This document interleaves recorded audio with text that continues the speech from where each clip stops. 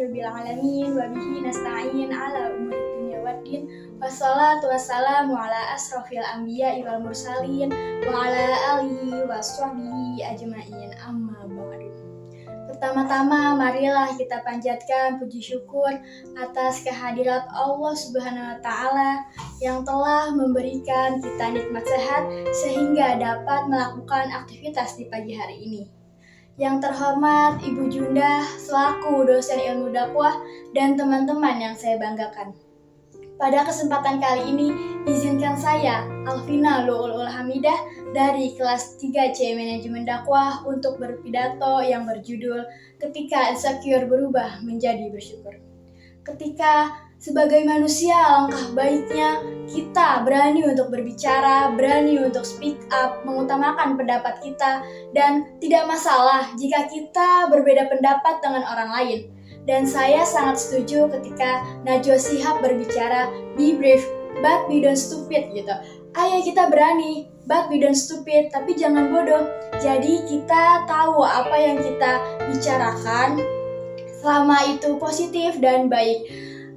Rasa ketidakberanian itu seringkali dipatahkan ketika rasa ketidakpercayaan diri muncul atau insecurity. Apa sih itu insecurity?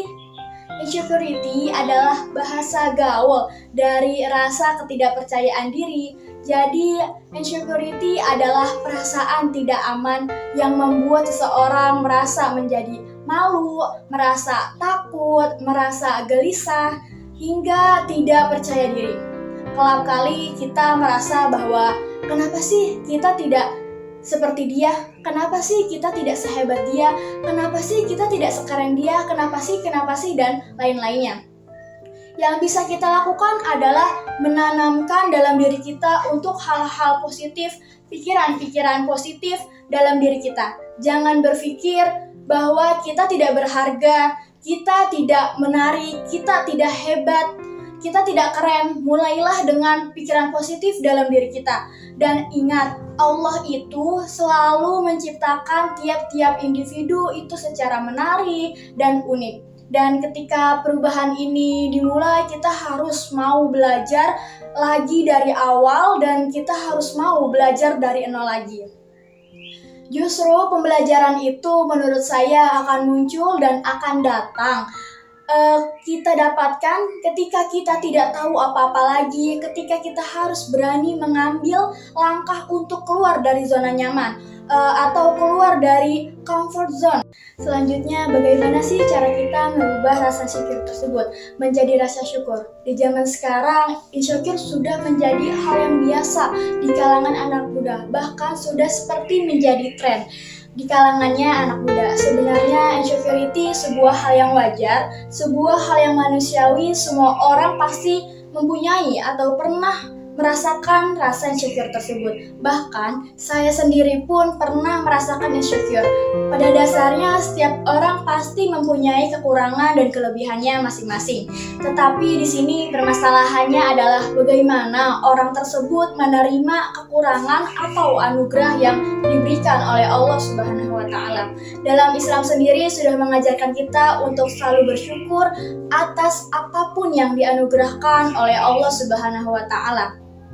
Allah mengetahui segalanya, hanya saja mungkin kita yang belum mengetahuinya. Seperti yang tertera dalam surat Al-Baqarah ayat 216, Bismillahirrahmanirrahim, Kutiba alaikumul qital wa huwa kurhun lakum wa asa an takrahu syai'an wa huwa khairul lakum wa asa an tuhibbu syai'an wa huwa syarrun lakum wallahu ya'lamu wa antum la ta'lamun. Yang artinya diwajibkan atas kamu berperang, padahal itu tidak menyenangkan bagimu. Tetapi boleh jadi kamu tidak menyenangi suatu hal, padahal itu baik bagimu. Dan boleh jadi juga kamu tidak menyukai sesuatu hal, padahal itu baik bagimu.